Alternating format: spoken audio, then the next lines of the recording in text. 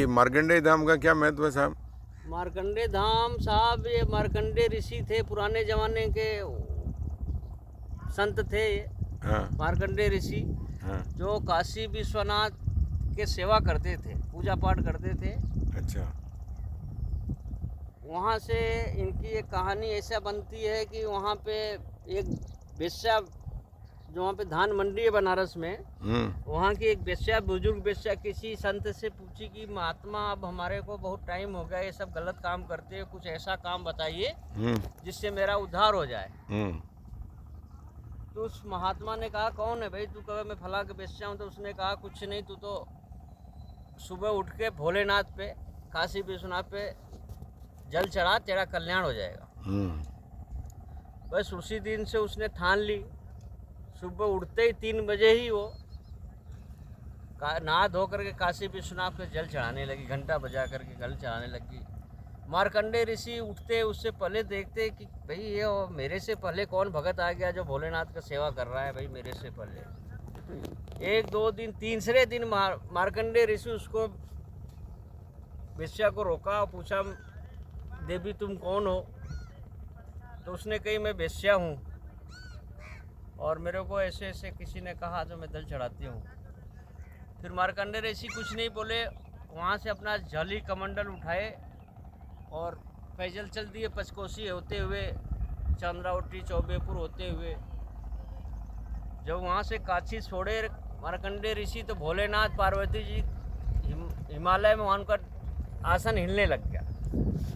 आसन हिला तो क्या हुआ, वहाँ से अंतर्यामी भोलेनाथ ने अंतर ध्यान किया। उन्होंने देखा कि यार का मार्कंडे ऋषि गुस्सा होकर के जा रहे हैं। तो पार्वती जी ने कहा कि चलो भोलेनाथ अपन मनाने चलते हैं उनको, कि नहीं चलो।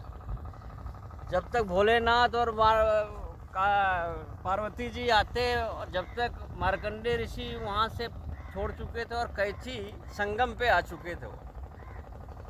हाँ, यही कैथी संगम? हाँ, ये कैथी संगम, मार्कंडे यहाँ पे कैथी संगम गांव पे आ गए। भोलेनाथ पार्वती जी भी आ गए।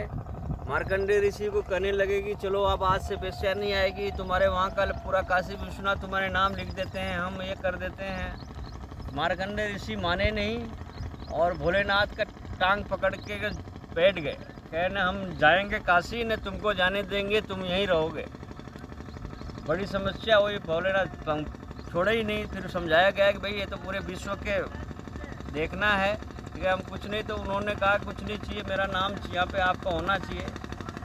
तो भोलेनाथ से वरदान प्राप्त करके मार्कंडे ऋषि यहाँ भोलेनाथ को हर 15 दिन पे तेरस का यहाँ पे मेला भरता है। महीने में 2 बार मेला भोलेनाथ बताते हैं। उस समय लिखा हुआ है, किताबों में पढ़ा जाए इनका लीला तो साफ साफ लिखा हुआ है कि बड़ो चौक पर विश्व में भोलेनाथ सब जगह विराजमान है, लेकिन यहाँ आप 24 घंटे वचन दे गए हैं कि हम यहाँ रहेंगे आपके यहाँ भोले दरबार में। जब से मार्कंडे धाम का स्थापना हुई मार्कंडे के नाम से, और यहाँ पे बेटा नहीं होने वालों को बेटा देते हैं मार्कंडे बाबा, ये यहाँ का प्रश्न वो है। यहाँ पे भी कोई ऐसे गंगा जी में बच्चे को डाल दिया, वापस गंगा जी ने ऊपर फेंक दिया, ऐसा कुछ है कहानी, मैं भूल रहा हूँ। बोलिए संगम, गोमती गंगा संगम किनारे पे मार्कंडे ऋषि की और भोलेनाथ की माँ शिव शक्ति, शिव पार्वती, काशी विश्वनाथ की जय हो।